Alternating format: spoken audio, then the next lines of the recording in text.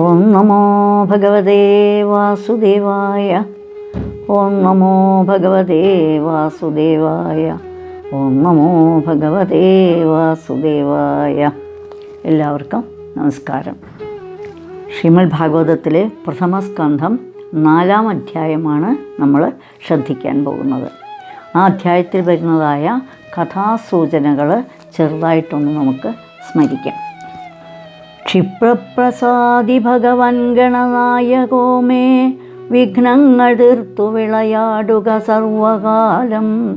സർവത്ര കാരിണി സരസ്വതി ദേവി വന്നൻ നാവിൽ കളിക്ക കുമുദേഷു നിലാവു പോലെ. ഗുരുർബ്രഹ്മ ഗുരുർവിഷ്ണു ഗുരുർദേവോ മഹേശ്വര ഗുരു സാക്ഷാൽ പരം ബ്രഹ്മ തസ്മൈ ശ്രീ ഗുരവേ നമഃ. നമോസ്തു വ്യാസവിശാലബുദ്ധേ ഫുല്ലാരവിന്ദായതപത്രനേത്ര യേന ത്വയാ ഭാരതതൈലപൂർണ്ണ പ്രജ്വാലിതോ ജ്ഞാനമയ പ്രദീപ. വ്യാസായ വിഷ്ണുരൂപായ വ്യാസരൂപായ വിഷ്ണവേ നമോ വൈ ബ്രഹ്മനിധയേ വാസിഷ്ഠായ നമോ നമഃ. ശുഖരൂപപ്രബോധജ്ഞ സർവശാസ്ത്രവിശാരദ ഏതത്കഥാപ്രകാശേന മദജ്ഞാനം വിനാശയാം. കോമളം കൂജയൻ വേണും ശ്യാമളോയം കുമാരക വേദവേദ്യം പരം ബ്രഹ്മ ഭാസതം പുരതോ മമ. ഓം നമോ ഭഗവതേ വാസുദേവായ. സൂത ശൗനക സംവാദമാണ് നമ്മളിവിടെ കേട്ടുകൊണ്ടിരിക്കുന്നത്. ഭാഗവതത്തിൽ ആദ്യന്തം സൂത ശൗനക സംവാദമാണ്. ഇടയ്ക്കിടയ്ക്ക് സൂതൻ ശൗനകാദികളുടെ കഥ പറയുമ്പോൾ സന്ദർഭോചിതമായിട്ടാണ് നാരദ വ്യാസ സംവാദം, ശുക പരീക്ഷത്ത് സംവാദം, അങ്ങനെ ഓരോന്നും എടുത്തെടുത്ത് കാണിക്കുന്നത്. അപ്പോൾ ആദ്യന്തമുള്ളത് സൂത ശൗനക സംവാദം. സൂതൻ ശൗനകാദികളോട് അവതാര കഥകൾ വിസ്തരിച്ചു പറഞ്ഞു. 4 യുഗങ്ങളിലെയും 24 അവതാരങ്ങളായിട്ട് പൂർണ്ണ അവതാരങ്ങളും അംശാവതാരങ്ങളും അംശാംശാവതാരങ്ങളുമായിട്ട് കഥകൾ വിസ്തരിച്ച് പറഞ്ഞു കഴിഞ്ഞപ്പോൾ തനിക്കിത് എവിടെ നിന്നാണ് കിട്ടിയതെന്ന് സദസ്സിലുള്ളവരൊക്കെ അത്ഭുതപ്പെടുന്നതായി സൂതന് മനസ്സിലായി.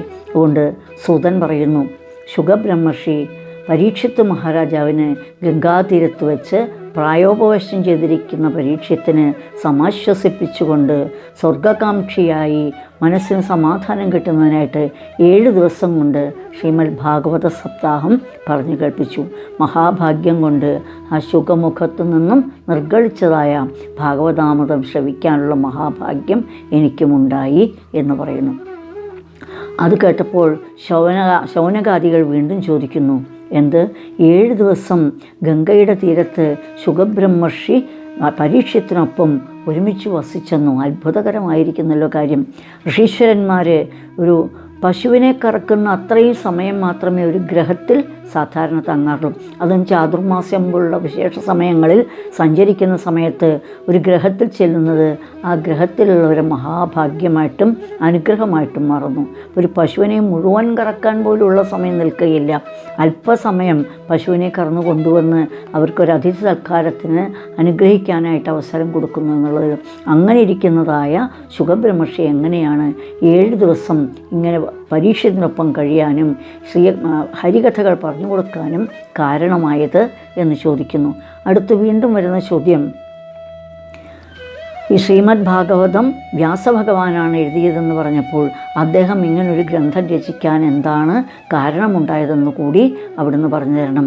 അത് ലോകോപകാരപ്രദമായിട്ട് ശുഗബ്രഹ്മർഷിയുടെ പരീക്ഷത്തിന് താൻ നിഷ്കള ബ്രഹ്മമാണ് എന്ന് ബോധ്യപ്പെടുത്തി കൊടുത്തതായ ആ ശ്രേഷ്ഠമായ ഹരികഥ വ്യാസൻ എഴുതാൻ എന്താണ് കാര്യമെന്നും, അത് ശുഗബ്രഹ്മർഷി അവധൂതനായ ശുഗബ്രഹ്മർഷി സദാ ഈശ്വര നാമം അനുരണനം ചെയ്തുകൊണ്ടിരിക്കുന്നതായ ഒന്നുമറിയാത്തവനായ ശുകബ്രഹ്മർഷി ഇത് പഠിക്കാൻ എന്താണ് സന്ദർഭമുണ്ടായതെന്നും അതുതന്നെയുമല്ല, പരീക്ഷിത്ത് മഹാരാജാവ് വിഷ്ണുരാധൻ, വിഷ്ണുവിനാൽ രക്ഷിക്കപ്പെട്ട അദ്ദേഹം, രാജ്യത്തിന് വേണ്ടി മാത്രം ജീവിക്കുന്ന അദ്ദേഹം, തൻ്റെ ശരീരം മുഴുവൻ ദേശത്തിന് സമർപ്പിച്ചിട്ടുള്ള അദ്ദേഹം എന്തുകൊണ്ടാണ് ഗംഗയുടെ തീരത്ത് പ്രായോപവേശം ചെയ്തതെന്നും തുടങ്ങിയ കാര്യങ്ങൾ കേൾക്കാൻ ഞങ്ങൾക്ക് ആകാംക്ഷയുണ്ട്, അവിടുന്ന് പറഞ്ഞു തരണമേ എന്ന് അഭ്യർത്ഥിക്കുന്നു. അവിടെ മുതൽ സൂതൻ വ്യാസ ഉൽപ്പത്തി മുതലാണ് കാര്യങ്ങൾ പറഞ്ഞത്. വ്യാസൻ്റെ ജന്മവും അതോടൊപ്പം വ്യാസനാരദ സംവാദവും തുടങ്ങിയ കാര്യങ്ങളാണ് തുടർന്ന് ഓരോന്നായിട്ട് പറയുന്നത്. ഇവിടെ വ്യാസൻ്റെ ഉൽപ്പത്തി എന്ന് പറയുമ്പോൾ പരാശര മഹർഷിയുടെയും സത്യവതിയുടെയും പുത്രനായി ദ്വാപരയുഗത്തിൻ്റെയും കലിയുഗത്തിൻ്റെയും ആ സന്ധി സമയത്ത്, ദ്വാപരയുഗം തീർന്ന് കലിയുഗം തുടങ്ങുന്നതായ ആ സന്ധി സമയത്താണ് ഉണ്ടായത് വ്യാസൻ. ദ്വീപിൽ വസിച്ചവനായതുകൊണ്ട് ദ്വൈപായനെന്നും വിഷ്ണുവിൻ്റെ അംശമായതുകൊണ്ട് കൃഷ്ണൻ എന്ന നാമധേയം, അങ്ങനെ കൃഷ്ണദ്വൈപായനെന്ന് വ്യാസഭഗവാന് പേര് വന്നിരിക്കുന്നു. ഈ വ്യാസൻ എന്ന് പറയുമ്പോൾ ഓരോ യുഗങ്ങളിലും എല്ലാവരും മാറുന്നുണ്ട്. ഇത് 28ാമത്തെ വ്യാസനാണെന്നാണ് പറയുന്നത്. കാലഗണന പറയുമ്പോൾ നമ്മൾ ആ കാര്യം വിശദമായിട്ട് ഒന്നും കൂടി പറയാം. അങ്ങനെ 28ാമത്തെ വ്യാസനാണെന്ന്, ചതുർയുഗങ്ങളിൽ ഇപ്പോഴുള്ള യുഗത്തിൽ വരുമ്പോൾ 28ാമത്തെ വ്യാസനാണെന്നും പറയുന്നു. വ്യാസമഹർഷി അത്യന്തം ജ്ഞാനിയാണ്. സദാ മനസ്സിലുള്ള ചിന്തകൾ ലോകോപകാരപ്രദമായി എന്തു ചെയ്യാൻ എന്നെ കൊണ്ട് കഴിയും, എന്നാൽ കഴിയുന്നത്ര ലോകത്തിന് നന്മ ചെയ്യുക, അങ്ങനെ ചിന്തിച്ച് അദ്ദേഹം തീരുമാനിച്ചു. വേദങ്ങൾ ഒരുമിച്ചാണ് കിടക്കുന്നത്. ഇത് മുഴുവൻ ഗ്രഹിക്കാൻ സാധാരണ എല്ലാവരെയും കൊണ്ട് സാധിച്ചെന്ന് വരികയില്ല. അതുകൊണ്ട് ഓരോരുത്തരെയും മനസ്സിൽ കണ്ടുകൊണ്ട് ലോകത്തിന് ഉപകാരപ്രദമായ രീതിയിൽ വേദത്തെ 4ആയിട്ട് പകുത്തു വേദവ്യാസൻ. അങ്ങനെ 4ആയിട്ട് പകുത്തു കഴിഞ്ഞിട്ട് 4 ശിഷ്യന്മാരെ പഠിപ്പിച്ചു. ആ 4 പേര് വേദങ്ങൾ ഋഗ്വേദം, യജുർവേദം, സാമവേദം, അഥർവവേദം ഓരോരുത്തരെയും പഠിപ്പിച്ചു. അങ്ങനെ ആ പ്രശിഷ്യ വഴി ഓരോരുത്തരും അവരവരുടെ ശിഷ്യന്മാരെ പഠിപ്പിച്ച് ആ വേദമാകുന്ന വൃക്ഷം വളർന്ന് ശാഖോപശാഖകളായി പന്തലിച്ച് ലോകോപകാരപ്രദമായിട്ട് മാറിയെന്നാണ് പറയുന്നത്. ബ്രഹ്മാവിൻ്റെ മാനസപുത്രനാണ് വസിഷ്ഠൻ. വസിഷ്ഠൻ്റെ പുത്രനാണ് ശക്തി. ശക്തിയുടെ പുത്രൻ പരാശരൻ. പരാശരപുത്രനാണ് വ്യാസൻ. അങ്ങനെയാണ് ആ പരമ്പര വരുന്നത്. വാസിഷ്ഠായ നമോ നമ എന്ന് പറയുന്നത് വസിഷ്ഠൻ്റെ കുലത്തിൽ ജനിച്ചതായ, ആ പാരമ്പര്യത്തിൽ ജനിച്ചതായ എന്നുള്ള അർത്ഥത്തിലാണ് പറയുന്നത്. വ്യാസഭഗവാൻ ലോകോപകാരപ്രദമായിട്ട് വേദങ്ങളെ വേർതിരിച്ചു എന്ന് പറഞ്ഞു. അതിനുശേഷം വേദസാരത്തെ ഉൾക്കൊള്ളിച്ചുകൊണ്ട് കഥകളുടെ രൂപത്തിൽ ഭക്തിജ്ഞാന വൈരാഗ്യങ്ങൾ സാധാരണക്കാരിൽ ഉണ്ടാകുന്നതിന് വേണ്ടിയിട്ട് പുരാണമായിട്ട് രചിച്ചു. അതാണ് ശ്രീശ്വരന്മാരുടെ പ്രത്യേകതയുള്ളത്. ലോകത്തിന് നന്മ ചെയ്യാൻ ഏതെല്ലാം മാർഗങ്ങളുണ്ടോ അത് അവർ സ്വീകരിക്കുന്നു. അവരുടെ തപസ്സും ധ്യാനവും എല്ലാം സ്വന്തം നന്മ മാത്രമല്ല, ലോകനന്മയ്ക്ക് കൂടിയാണ്. അങ്ങനെ വ്യാസൻ 17 പുരാണങ്ങളും 18ാമത് ഭാരതം എന്ന ഇതിഹാസവും എഴുതിക്കഴിഞ്ഞു. തീർന്നപ്പോൾ തനിക്ക് സമാധാനത്തിന് വേണ്ടി സ്വന്തം സുഖത്തിന് വേണ്ടാണ് എഴുതിയത്, അത് പരാന്തസുഖായ മറ്റുള്ളവരുടെ സുഖത്തിന് കൂടി ആയിത്തീരണമെന്ന് വ്യാസൻ ആഗ്രഹിച്ചിരുന്നു. എന്നാൽ തനിക്ക് തന്നെ ഒരു തൃപ്തിയില്ല, മനസ്സമാധാനം പോരാ, ഭാരതം കൂടി എഴുതി കഴിഞ്ഞപ്പോഴത്തേക്കും ആശ്വാസം കിട്ടുമെന്നാണ് വ്യാസൻ വിചാരിച്ച്. എന്നാൽ അല്പം പോലും തന്നെ സമാധാനമില്ലാതായി തീർന്നതുപോലെ, ശാന്തി ലഭിക്കാതെ ആത്മദുഃഖത്തോടു കൂടി താൻ ഇനി എന്തു ചെയ്യണമെന്ന് ചിന്തിച്ചുകൊണ്ട് അദ്ദേഹം സരസ്വതീ തീരത്തുള്ള തൻ്റെ ശമ്യാപ്രാസം എന്ന ആശ്രമത്തിൽ ചിന്താഗ്രസ്തനായിട്ട് അങ്ങനെ ഇരിക്കുകയാണ് ചെയ്യുന്നത്. ഇവിടെ സരസ്വതീ നദിയുടെ തീരത്തെന്ന് പറയുമ്പോൾ മാഹാത്മ്യം പറഞ്ഞപ്പോൾ നമ്മൾ പറഞ്ഞിരുന്നു, ആ ഭക്തിദേവിയെ ശുശ്രൂഷിക്കാനായിട്ട് 100ഓളം പുണ്യനദികൾ സ്ത്രീ രൂപമെടുത്ത് ശുശ്രൂഷിച്ചിരുന്നു എന്ന് പറയുന്നു. ഇവിടെ ഭാരതത്തിൻ്റെ സനാതനധർമ്മത്തിൻ്റെ പ്രത്യേകതയും അതുതന്നെയാണ്. പർവ്വതങ്ങളും നദികളും എല്ലാം തന്നെ ദേവതാസങ്കല്പത്തിലാണ് കാണുന്നത്. അപ്പോൾ ഈ സരസ്വതി നദിയെക്കുറിച്ച് ഒരു നിമിഷം നമുക്കൊന്ന് ചിന്തിക്കാം. സരസ്വതി നദിയുടെ ഉത്ഭവസ്ഥാനം ബ്രഹ്മസരസ്സാണെന്ന് ഭാരതത്തിൽ പറയുന്നു. സരസ്വതി നദി നിഷാദ രാഷ്ട്രത്തിൻ്റെ അതിർത്തി വരെ ഒഴുകിയെത്തിയപ്പോൾ മ്ലേച്ഛസ്പർശം ഭയന്ന് അപ്രത്യക്ഷയായി. സരസ്വതി അപ്രകാരം അപ്രത്യക്ഷയായ സ്ഥലമാണ് വിനശനം അഥവാ കുരുക്ഷേത്രം. സമന്ത പഞ്ചകവും അതുതന്നെ. ഗംഗ യമുന സംഗമസ്ഥലമായ പ്രയാഗിൽ സരസ്വതി നദി ഇന്നും അന്തർവാഹിനിയായി പ്രവഹിക്കുന്നുവെന്ന് സങ്കല്പം പ്രസിദ്ധമാണല്ലോ. അതാണ് ത്രിവേണി സംഗമതീർത്ഥം. സരസ്വതി നദി അന്തർവാഹിനിയായി സമുദ്രത്തിൽ ഒഴുകിച്ചേരുന്ന അഴിമുഖമാണ് പ്രഭാസതീർത്ഥം. വയം പ്രഭാസം യാസ്യാമോ യത്ര പ്രത്യക് സരസ്വതി ഇത്യാദി ഭാഗവത വാക്യങ്ങൾ തന്നെ നമുക്ക് പ്രമാണമാണ്. സരസ്വതി നദി സപ്തസാരസ്വതമെന്ന പേരിൽ 7 പിരിഞ്ഞതും മറ്റും ശല്യപർവ്വതത്തിൽ കാണുന്നുണ്ട്. മഹാഭാരതത്തിലെ ശല്യപർവ്വതത്തിൽ വിസ്തരിച്ച് കാണുന്നുണ്ട്. വേദവ്യാസ മഹർഷി ആ 7 സരസ്വതി നദി പിരിഞ്ഞു എന്ന് പറയുമ്പോൾ സപ്തസ്വരങ്ങളെ കൂടി നമുക്ക് ആ ജലതരംഗങ്ങളിലുള്ള നാദമായിട്ട് കണക്കാക്കാവുന്നതാണ്. അങ്ങനെ ആ സരസ്വതി നദിയുടെ തീരത്തിൽ എല്ലാ വേദങ്ങളും ഇതിൽ അടങ്ങിയിരിക്കുന്നു എന്നാണ് പറയുന്നത്. വ്യാസഭഗവാന് കിട്ടിയതായ ജ്ഞാനം മുഴുവൻ തന്നെ ഈ സരസ്വതി നദിയിൽ ഭക്തിയോടുകൂടി സ്നാനം ചെയ്തിരുന്ന് തൻ്റെ ആശ്രമത്തിൽ ധ്യാനനിരതനായിരിക്കുന്നത് കൊണ്ടാണ് ഇത്രയും ജ്ഞാനമുണ്ടായതെന്ന് കൂടി മനസ്സിലാക്കുന്നു. സ്നാനാനന്തരം അങ്ങനെ വ്യാസനിരുന്ന് ചിന്താഗ്രസ്തനായിട്ടിരിക്കുമ്പോൾ എന്നോണം തന്നെ നാരദൻ അവിടെ എത്തിച്ചേരുന്നു. ബ്രഹ്മദേവൻ്റെ മാനസപുത്രനായ നാരദൻ. ആ വഴി തന്നെയാണ് വ്യാസനുമുള്ളത് എന്നുള്ളതാണ്. നേരത്തെ പറഞ്ഞ പരാശരൻ്റെ പുത്രനായിട്ടുള്ള വ്യാസനും ബ്രഹ്മദേവൻ്റെ പുത്രന്മാരിൽ നിന്നും അങ്ങനെ പോന്നിട്ടുള്ളതാണ്. വസിഷ്ഠൻ കുലഗുരുവായ വസിഷ്ഠൻ സൂര്യവംശത്തിൽ, ഇതെല്ലാം തന്നെ വ്യാസൻ്റെ വംശത്തിൽപ്പെട്ടവരായിട്ടുള്ളവരാണ്. അല്ലെങ്കിൽ അവരുടെ വംശത്തിലാണ് വ്യാസൻ ഉണ്ടായിട്ടുള്ളത്. അങ്ങനെ വിഷമിച്ചിരിക്കുമ്പോഴാണ് നാരദൻ വരുന്നു. നാരദനെ കണ്ടു തന്നെ വ്യാസൻ വളരെ ആദരപൂർവ്വം എഴുന്നേറ്റ് ഉപചാരപൂർവ്വം ഇരുത്തുകയും പൂജാതി കാര്യങ്ങൾ ചെയ്യുകയും ചെയ്തു കഴിഞ്ഞതിന് ശേഷം വളരെ വിനയപൂർവ്വം തൊഴുന്ന സമയത്ത് നാരദൻ ചോദിക്കുന്നു, എന്താണ് അവിടത്തേക്കൊരു ഗ്ലാനി, മുഖത്തിനൊരു പ്രസന്നത കാണുന്നില്ലല്ലോ? അവിടത്തെപ്പോലുള്ള മഹത്തുക്കൾക്ക് ഇങ്ങനെ ഒരു ശോകഭാവം വന്നു കഴിഞ്ഞാൽ മറ്റുള്ളവരുടെ അവസ്ഥ എന്താണ് അവിടത്തേക്ക് ഖേദത്തിന് കാരണം എന്ന് വ്യാസനോട് നാരദൻ ചോദിക്കുന്നു. അപ്പോൾ വ്യാസഭഗവാൻ പറയുന്നു, അത് തന്നെയാണ് ദേവർഷി എനിക്കും അറിയാൻ പാടില്ലാതെ വന്നിട്ടുള്ളത്. അവിടുന്ന് തന്നെ എനിക്കതിനൊരു കാരണം കണ്ടുപിടിച്ച് പറഞ്ഞു തരണം.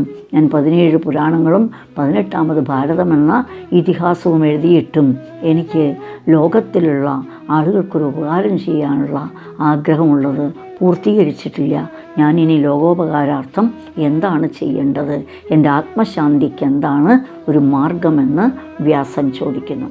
ആ ചോദിക്കുന്ന സമയത്ത് നാരദൻ്റെ ജ്ഞാനദൃഷ്ടി കൊണ്ട് പറയുന്നു വ്യാസനോട്, അവിടുന്ന് ഒട്ടും തന്നെ വിഷമിക്കേണ്ടതില്ല. എല്ലാ പുരാണങ്ങളും ഭാരതവും എല്ലാം അവിടുന്ന് എഴുതി. മഹാഭാരതം എഴുതിയപ്പോഴോ ധർമ്മവും സത്യവും എവിടെയുണ്ടോ അവിടെ ഭഗവാനുണ്ടെന്ന് പറഞ്ഞു നിർത്തിയിരിക്കുന്നു. എന്നാൽ അത് പോരാ. നമ്മൾ ഈശ്വരലീലകൾക്ക് പ്രാധാന്യം കൊടുത്തുകൊണ്ട് തന്നെ അവിടുന്ന് ഹരികഥകളെ കീർത്തിച്ചുകൊണ്ട് ഒരു ഗ്രന്ഥം രചിക്കുമെന്നാണ് പറയുന്നത്. അങ്ങനെ പറയുമ്പോഴാണ് ഭക്തിക്ക് തന്നെ പ്രാധാന്യം മുൻതൂക്കം കൊടുക്കണം, ഈശ്വരകഥകൾക്ക് മഹിമ ധാരാളം കൊടുക്കണമെന്നാണ് പറയുന്നത്. നമ്മൾ ഗുരുവായൂരിൽ തൊഴാൻ പോകുകയാണെന്ന് വിചാരിക്കുക. അനേകം കാര്യങ്ങൾ ചെയ്ത കൂട്ടത്തിൽ ഞാൻ ഗുരുവായൂരും പോയി തൊഴുതു, അത് പോരാ. ഗുരുവായൂർ തൊഴാൻ തീരുമാനിച്ചാൽ അത് തന്നെ ആയിരിക്കണം. അവിടെ തൊഴുതു കഴിഞ്ഞാൽ അല്ലെങ്കിൽ ദർശനം കഴിഞ്ഞാൽ പിന്നെ ഏത് കാര്യം നമ്മൾ ചെയ്താലും അത് സമാധാനത്തിലും വിജയത്തിലും ആയിരിക്കും. ഇവിടെ അതുതന്നെയാണ് വ്യാസനം ചെയ്തത്. മഹാഭാരതം എഴുതിയപ്പോൾ ലോകനന്മയെ കണക്കാക്കിക്കൊണ്ട് ലൗകിക ജീവിതത്തിൽ ഇതെല്ലാവർക്കും വിജയത്തിന് കാരണമായിരിക്കും എന്നാഗ്രഹിച്ച് മഹാഭാരതത്തിന് ആദ്യം ഇട്ട പേര് ജയം എന്നായിരുന്നു. എന്നിട്ടും ഫലം കാണാതിരുന്നപ്പോഴാണ് വിഷമമായത്. അങ്ങനെ നാരദൻ പറഞ്ഞു കഴിഞ്ഞപ്പോൾ വ്യാസഭഗവാൻ ചോദിച്ചു, അതെ, ഞാനിനി എന്താണ് അതിനു വേണ്ടി ചെയ്യേണ്ടത്? ദർശനം കിട്ടണമെങ്കിൽ തപസ്സിലൂടെ മാത്രമേ കിട്ടുകയുള്ളൂ. അങ്ങ് ധ്യാനിക്കൂ. കരുണാമൂർത്തിയായ ഭഗവാൻ അങ്ങയെ അനുഗ്രഹിക്കാതിരിക്കുകയില്ല. ധ്യാനിക്കണമെന്ന് പറയും. അങ്ങനെ ധ്യാനത്തിലൂടെ ദർശനം കിട്ടുന്നു വ്യാസന്. ജ്ഞാനദൃഷ്ടി കൊണ്ട് ഈശ്വരലീലകൾ ഓരോന്നായിട്ട് മിന്നിമറയുകയും അത് ശ്രീ മഹാഗണപതിയെക്കൊണ്ട് എഴുതിപ്പിക്കുകയും ആ ഗണപതിയാണെങ്കിലോ എല്ലാം ജ്ഞാനത്തോടുകൂടി പകർന്നു കൊടുക്കുന്ന രീതിയിൽ തന്നെ അനുഗ്രഹിച്ചുകൊണ്ട് അത് എഴുതുകയും ചെയ്തു. അങ്ങനെ ശ്രീമദ് ഭാഗവതം വ്യാസരചനയിൽ ഏറ്റവും ശ്രേഷ്ഠമായി തീർന്നു. അത് ലോകോപകാരപ്രദമായി തന്നെയല്ല, മനുഷ്യന് മുക്തിക്കുള്ള വലിയൊരു മഹാനൗകയായിട്ടത് തീരുകയും ചെയ്തു എന്നുള്ളതാണ്. ഓം നമോ ഭഗവതേ വാസുദേവായ. ശ്രീമഹാഭാഗവതേ പ്രഥമസ്കന്ധേ ചതുർത്ഥോധ്യായഃ. വ്യാസ ഉവാച. ശ്ലോകം 1. ഇതി ബ്രുവാണം സംസ്തൂയ മുനീനാം ദീർഘസത്രിണാം വൃദ്ധ കുലപതി സൂതം ബഹ്വജ ശൗനകോബ്രവീത്. ഒന്നുകൂടി ചൊല്ലാം. ഇതി ബ്രുവാണം സംസ്തൂയ മുനീനാം ദീർഘസത്രിണാം വൃദ്ധ കുലപതി സൂതം ബഹ്വജ ശൗനകോബ്രവീത്. വാക്കുകളുടെ അർത്ഥം. ഇതി ഇപ്രകാരം ബ്രുവാണം പറയുന്ന, സൂതം സൂതനെ, സംസ്തൂയ നന്നായി സ്തുതിച്ചിട്ട്, ദീർഘസത്രിണാം ദീർഘമായ സത്രം നടത്തിക്കൊണ്ടിരിക്കുന്ന, മുനീനാം മുനികളുടെ മധ്യത്തിൽ, വൃദ്ധ വൃദ്ധനും, കുലപതി കുലത്തിൽ ശ്രേഷ്ഠനും, ബഹുരജ ഋഗ്വേദം നന്നായിട്ടറിയുന്നവനുമായ ശൗനക ശൗനകൻ അബ്രവീത് പറഞ്ഞു. സാമാന്യ അർത്ഥം. സന്തോഷപൂർവ്വം ഭാഗവതം കേൾപ്പിക്കാമെന്ന് പറഞ്ഞ സൂതനെ ബഹുമാനിച്ചും പ്രശംസിച്ചും കൊണ്ട് ദീർഘസത്രം നടത്തിക്കൊണ്ടിരിക്കുന്ന ആ മുനിമാരുടെ മധ്യത്തിൽ വൃദ്ധനും മുനികുലത്തിൻ്റെ അധിപനും ഋഗ്വേദം നന്നായി അറിയുന്നവനുമായ ശൗനകൻ ഇങ്ങനെ പറഞ്ഞു. 1000 ശിഷ്യന്മാരുള്ള ഒരാചാര്യനെ കുലപതി എന്ന് പറയും. ശൗനകൗവാച. ശ്ലോകം 2. സൂതസൂതമഹാഭാഗ വദനോ വദതം വര കഥം ഭാഗവതിം പുണ്യം യദാഹ ഭഗവൻ ശുക. ശ്ലോകം ഒന്നുകൂടി.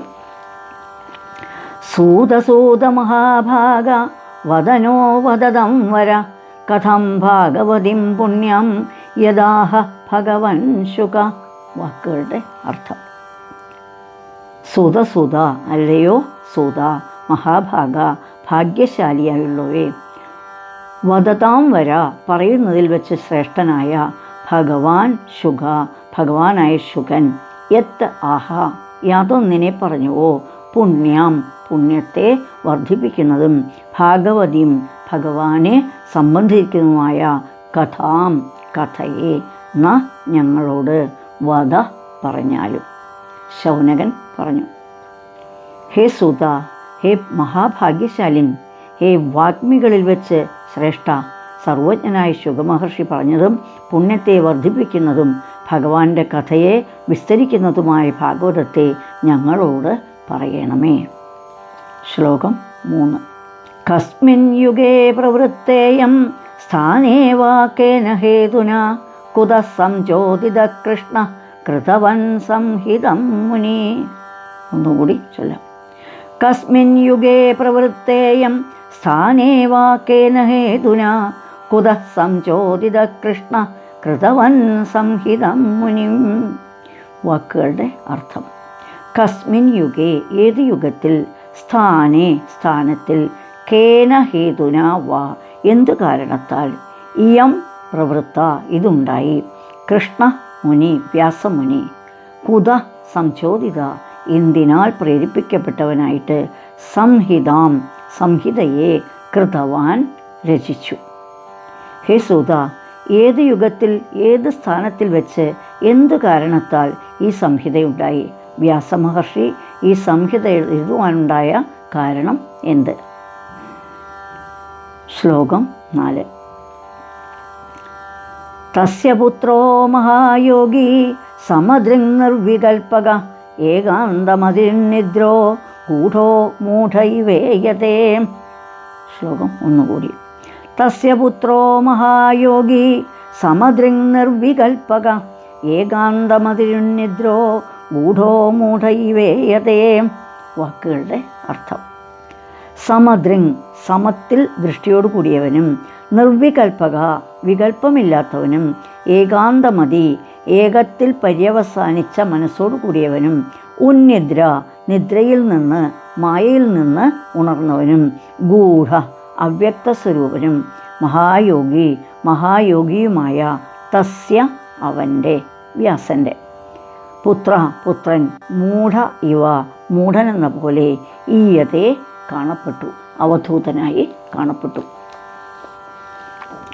വ്യാസപുത്രനായ ശുഗമുനി പരീക്ഷത്ത് രാജാവിനെ കേൾപ്പിച്ചു എന്ന സംഗതി എങ്ങനെ ഘടിപ്പിക്കും? എന്തുകൊണ്ടെന്നാൽ വ്യാസപുത്രനായ ശുഗർ മഹായോഗിയും എങ്ങും ഭേദമില്ലാതെ പ്രകാശിക്കുന്ന ബ്രഹ്മത്തിൽ ദൃഷ്ടിയോടുകൂടിയവനുമാകയാൽ ഭേദഭാവേന ഒട്ടുമില്ലാതെ ഒന്നിൽ മാത്രം ഉറച്ചിരിക്കുന്ന മനോവൃത്തിയുള്ളവനും മായാനിദ്രയിൽ നിന്ന് ഉണർന്ന പരമജ്ഞാനിയും അപ്രകാരമുള്ളവനാണെന്ന് അന്യന്മാരാൽ അറിയപ്പെടുവാൻ കഴിയാത്ത വിധം സ്വരൂപത്തെ മറച്ചവനും മൂഢനെപ്പോലെ വ്യാപരിക്കുന്നവനും ആണല്ലോ.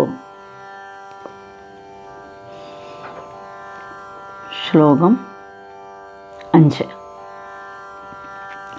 ദൃഷ്ട്വാദുയാന്തമൃഷിം ആത്മജം അപ്യനഗ്നം ദേവ്യോ ഹ്രിയാ പരിദധുർണസുതസ്യ ചിത്രം തദ്വീക്ഷ്യ പൃച്ഛതി മുനോ ജഗതസ്തു വാസ്തി സ്ത്രീപുംഭിതാ നതു സുതസ്യ വിവിക്തദൃഷ്ടേ. ശ്ലോകം ഒന്നുകൂടി. ദൃഷ്ട്വാദുയാന്തമൃഷിമാത്മജമപ്യനഗ്നം ദേവ്യോ ഹ്രിയാ പരിദധുർണസുതസ്യ ചിത്രം തദ്വീക്ഷ്യ പൃച്ഛതി മുനോ ജഗതസ്തു വാസ്തി സ്ത്രീപുംഭിതാ നതു സുതസ്യ വിവിക്തദൃഷ്ടേ.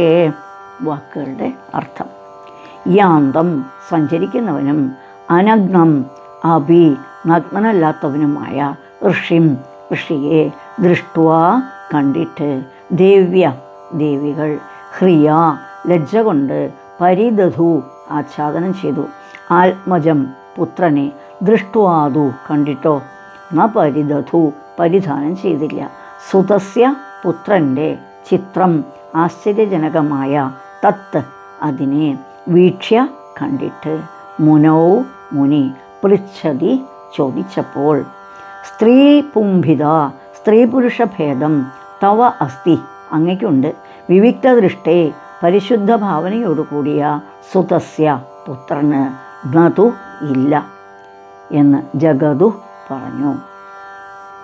സാമാന്യ അർത്ഥം: ശുഗമഹിമയെ പ്രകാശിപ്പിക്കുന്നു. അപ്സര സ്ത്രീകൾ വസ്ത്രം അഴിച്ച് കരയിൽ വെച്ച് ജലക്രീഡ ചെയ്യുന്ന അവസരത്തിൽ ആ വഴിയിൽ കൂടെ സഞ്ചരിക്കുന്ന വ്യാസമഹർഷി വസ്ത്രം ധരിച്ചിട്ടുണ്ട് എങ്കിലും ആ മുനിയെ കണ്ട ഉടനെ ദേവസ്ത്രീകൾ ലജ്ജ നിമിത്തം വസ്ത്രങ്ങളെ എടുത്ത് ധരിച്ചു.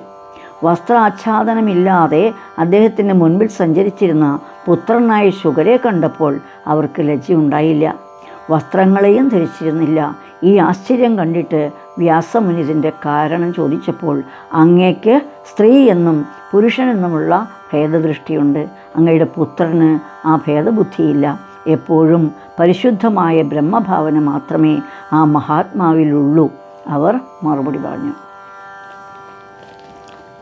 ശ്ലോകം 6. കഥമാലക്ഷിത പൗരൈ സംപ്രാപ്ത കുരുജംഗലൻ ഉന്മത്തമൂകജടവൻ വിചരൻ ഗജസഹ്വയേ. ശ്ലോകം ഒന്നുകൂടി. കഥമാലക്ഷിത പൗരൈ സംപ്രാപ്ത കുരുജംഗലൻ ഉന്മത്തമൂകജടവൻ വിചരൻ ഗജസഹ്വയേ.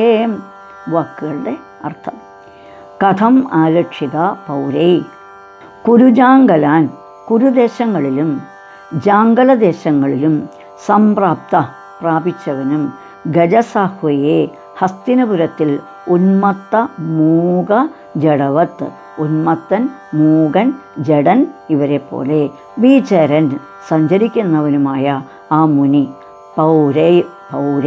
പൗരന്മാരിൽ കഥം എങ്ങനെ ആലക്ഷിത കാണപ്പെട്ടു.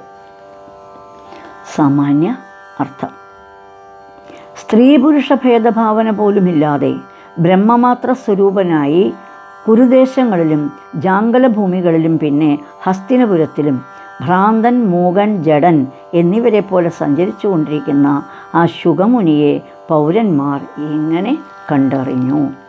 ഓം നമോ ഭഗവതേ വാസുദേവായ. ശ്ലോകം 7. കഥം വാ പാണ്ഡവേ യസ്യ രാജർഷിർമുനിനാ സഹ സംവാദഃ സമഭുത്താത യത്രൈഷാ സത്വതീ ശ്രുതി. ശ്ലോകം ഒന്നുകൂടി. കഥം വാ പാണ്ഡവേ യസ്യ രാജർഷിർമുനിനാ സഹ സംവാദഃ സമഭുത്താത യത്രൈഷാ സത്വതീ ശ്രുതി. വാക്കുകളുടെ അർത്ഥം. പാണ്ഡവേ യസ്യ പാണ്ഡുകുലത്തിൽ ജാതനായ രാജർഷിക്ക് മുനിന സഹ മുനിയോടുകൂടെ സംവാദ സംഭാഷണം കഥം എങ്ങനെ സംഭ്രമൽ സമഭൂൽ സംഭവിച്ചു. എത്ര യാതൊന്നിൽ യേഷാ സാത്വതീ ശ്രുതി ഈ ഭാഗവത സംഹിത ആസീത് ഭവിച്ചു. സാമാന്യ അർത്ഥം. പാണ്ഡുകുലത്തിൽ ജനിച്ച ആ പരീക്ഷിത്ത് മഹാരാജാവിന് ശുഗമുനിയോടുകൂടെ സംഭാഷണം ഉണ്ടാവാൻ എന്ത് സംഗതി? ആ സംവാദത്തിൽ നിന്നുണ്ടായതാണല്ലോ ഈ ഭാഗവത സംഹിത. ശ്ലോകം 8. സ ഗോദോഹനമാത്രം ഹി ഗൃഹേഷു ഗൃഹമേധിനം അവേക്ഷതേ മഹാഭാഗ തീർത്ഥീകുർവം തദാശ്രമം. ഒന്നുകൂടി. സ ഗോദോഹനമാത്രം ഹി ഗൃഹേഷു ഗൃഹമേധിനം അവേക്ഷതേ മഹാഭാഗസ്തീർത്ഥീ കുർവം തദാശ്രമം. വാക്കുകളുടെ അർത്ഥം. മഹാഭാഗ മഹാപുണ്യവാനായ സ ആ മുനി ഗൃഹമേധിനാം ഗൃഹസ്ഥാശ്രമികളുടെ ഗൃഹേഷു ഗ്രഹങ്ങളിൽ തദാശ്രമം അവരുടെ ആശ്രമത്തെ തീർത്ഥീകുർവൻ പരിശുദ്ധമാക്കുവാനായിട്ട് ഗോദോഹനം മാത്രം ഗോവിനെ കറക്കേണ്ടതായ കാലം മാത്രം അവേക്ഷതയെ പ്രതീക്ഷിക്കും ഹി അല്ലയോ. സാമാന്യ അർത്ഥം. മഹാമഹിമയുള്ള ആ മുനി ഗൃഹസ്ഥാശ്രമികളുടെ ഗ്രഹങ്ങളിൽ പ്രവേശിച്ചാൽ അവരുടെ ആശ്രമത്തെ പരിശുദ്ധമാക്കുവാനുള്ള കാരുണ്യത്താൽ അല്പസമയം മാത്രമല്ലേ എവിടെ നിൽക്കുകയുള്ളൂ. ഈ ഭാഗവത സംഹിതാ പ്രസ്താവത്തിന് അധിക സമയം ആവശ്യമാണല്ലോ. അതിനാൽ ഇതിൻ്റെ വക്താവ് ശുഗമുനിയാണെന്ന സംഗതി ആശ്ചര്യകരമായിരിക്കുന്നു. അല്പസമയം എന്ന് കാണിപ്പാൻ ഗോദോഹനം മാത്രം എന്ന് പറഞ്ഞതുകൊണ്ട് അധിക നേരം പശുവിനെ കറന്ന് പാൽ മുഴുവനെ എടുക്കുന്ന സമ്പ്രദായം ഭാരതഭൂമിയിൽ ഉണ്ടായിരുന്നില്ല എന്ന് കാണിക്കുന്നു. ശ്ലോകം 9. അഭിമന്യുസുതം സൂത പ്രാഹുർഭാഗവതോത്തമം തസ്യ ജന്മമഹാശ്ചര്യം കർമാണി ജഗണീഹിന. ശ്ലോകം ഒന്നുകൂടി. അഭിമന്യുസുതം സൂത പ്രാഹുർഭാഗവതോത്തമം തസ്യ ജന്മമഹാശ്ചര്യം കർമാണി ജഗണീഹിന. വാക്കുകളുടെ അർത്ഥം. അഭിമന്യുസുതം അഭിമന്യുപുത്രനെ ഭാഗവതോത്തമം ഭഗവത് ഭക്തന്മാരിൽ ഉത്തമനാണെന്ന് പ്രാഹു പറയുന്നു. തസ്യ അവൻ്റെ മഹാശ്ചര്യം ഏറ്റവും ആശ്ചര്യകരമായ ജന്മത്തെയും കർമാണിജ കർമ്മങ്ങളെയും ന ഞങ്ങളോട് ഗൃണീഹി പറഞ്ഞാലും. സാമാന്യ അർത്ഥം. അഭിമന്യുപുത്രനായ പരീക്ഷിത്ത് മഹാരാജാവ് ഭഗവത് ഭക്തന്മാരിൽ വെച്ച് ഉത്തമനാണെന്ന് അറിവുള്ളവർ പറയുന്നു. ആ മഹാത്മാവിൻ്റെ ഏറ്റവും ആശ്ചര്യജനകമായ ജന്മവും കർമ്മങ്ങളും ഞങ്ങളെ കേൾപ്പിക്കണം. ശ്ലോകം 10. സ സമ്രാട്കസ്യ വാഹേതോ പാണ്ഡൂനം മാനവർദ്ധന പ്രായോപവിഷ്ടോ ഗംഗായാം അനാദൃത്യാധിരാശ്രിയം. ശ്ലോകം ഒന്നുകൂടി. സ സമ്രാട്കസ്യ വാഹേതോ പാണ്ഡൂനം മാനവർദ്ധന പ്രായോപവിഷ്ടോ ഗംഗായാം അനാദൃത്യാധിരാശ്രിയം. ഓം നമോ ഭഗവതേ വാസുദേവായ. വാക്കുകളുടെ അർത്ഥം. സമ്രാട്ട് ചക്രവർത്തിയും പാണ്ഡുരാജാക്കന്മാർക്ക് മാനവർദ്ധന യോഗ്യതയെ വർദ്ധിപ്പിക്കുന്നവനുമായ സ ആ രാജാവ് അധിരാശ്രിയം ചക്രവർത്തിയുടെ ഐശ്വര്യ പദവിയെ അനാദൃത്യ ആദരിക്കാതെ കസ്യ വാ ഹേതോഹോ എന്ത് കാരണത്താൽ ഗംഗായാം ഗംഗയിൽ പ്രായോപവേശം ചെയ്തു മരണം വരെ പ്രായശ്ചിത്തമായി വ്രതമനുഷ്ഠിച്ച് ഇരുന്നു. സാമാന്യ അർത്ഥം. പാണ്ഡു മഹാരാജാവിൻ്റെ വംശത്തിന് അധിക യോഗ്യതയെ വരുത്തുവാൻ തക്കവിധം കീർത്തിമാനായ ആ മഹാരാജാവ് ചക്രവർത്തിയല്ലയോ? ആ മഹാപദവിയെ ആദരിക്കാതെ ഗംഗാതീരത്തിൽ പ്രായോപവേശം ചെയ്യുവാൻ എന്ത് കാരണം? പ്രായോപവേശം എന്നത് മരണത്തിനൊരുങ്ങി ആഹാരം കൂടെ വെടിഞ്ഞ് ശരീരം ശോഷിപ്പിച്ച് ഈശ്വരനെ മാത്രം ധ്യാനിച്ചുകൊണ്ട് ശരീരം വെടിയുന്നതായ ഒരു കഠിന വ്രതചര്യയാകുന്നു. ശ്ലോകം 11.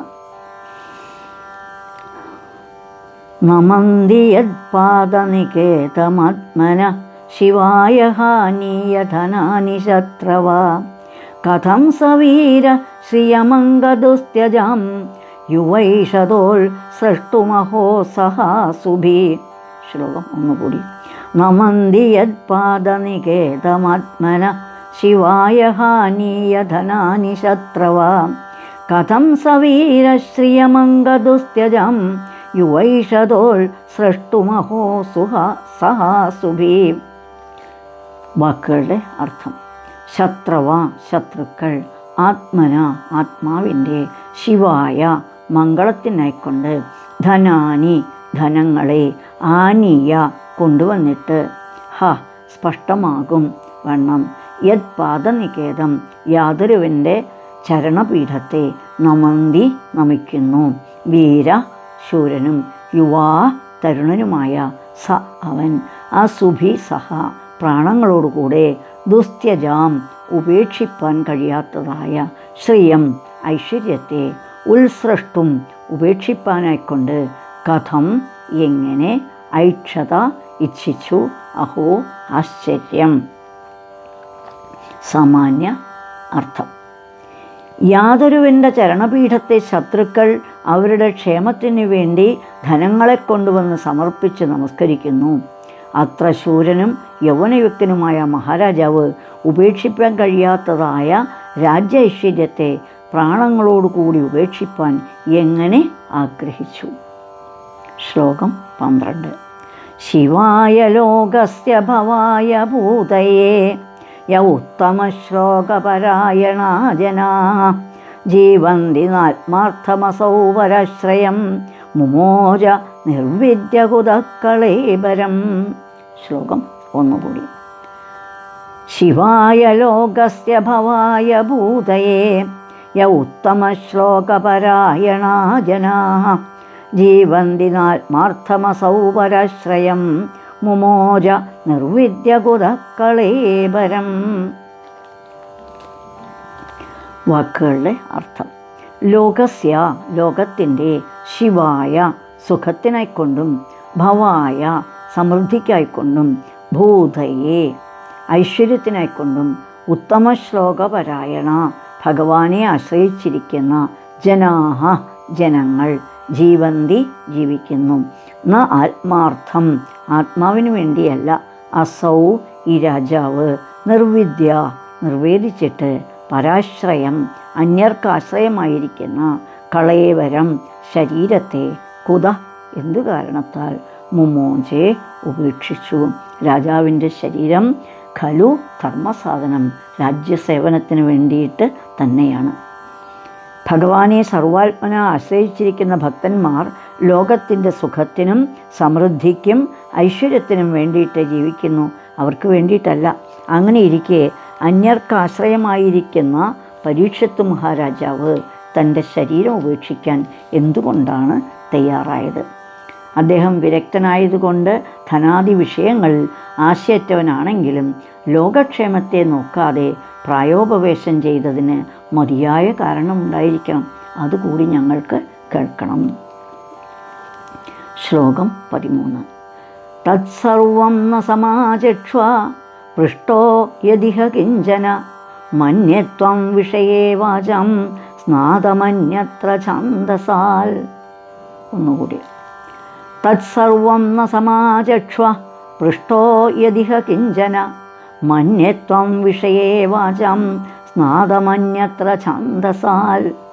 വാക്കുകളുടെ അർത്ഥം: ഇത് ഇഹ കിഞ്ചന ഇപ്പോൾ യാതൊന്ന്, പൃഷ്ട ചോദിക്കപ്പെട്ടുവോ, തൽസർവം അതൊക്കെയും, ന ഞങ്ങളോട്, സമാചക്ഷ പറഞ്ഞാലും, ഛാന്ദസാൽ അന്യത്ര വൈദികളെ ഒഴിച്ച്, വാചാം വിഷയെ വാക്കുകളുടെ വിഷയത്തിൽ സ്നാതം പാരംഗതനാണെന്ന് ത്വാം അങ്ങയെ മന്യേ ഞാൻ വിചാരിക്കുന്നു. ഞങ്ങൾ ഏതേത് സംഗതികളെക്കുറിച്ച് ചോദിച്ചുവോ അതെല്ലാം വിസ്തരിച്ച് വേണ്ട വിധം ഞങ്ങളോട് പറയണം. വേദവാക്കുകളെ ഒഴിച്ച് അന്യങ്ങളായ വാക്കുകളുടെ ഗോചരമായ അർത്ഥത്തിൻ്റെ പാരംഗതനായിട്ട് അങ്ങയെ കരുതുന്നു. ഓം നമോ ഭഗവതേ വാസുദേവായ. കായേന വാചാ മനസേന്ദ്രിയൈർവാ ബുദ്ധ്യാത്മനാ വാ പ്രകൃതേ സ്വഭാവാൽ കരോമി യദ്യത് സകലം പരസ്മൈ നാരായണായേതി സമർപ്പയാമി. സർവം നാരായണായേതി സമർപ്പയാമി. സ്വസ്തി പ്രജാഭ്യം പരിപാലയന്തം ന്യായേണ മാർഗേണ മഹിം മഹീശാ. ഗോബ്രാഹ്മണേഭ്യഃ ശുഭമസ്തു നിത്യം. ലോകാ സമസ്താ സുഖിനോ ഭവന്തു.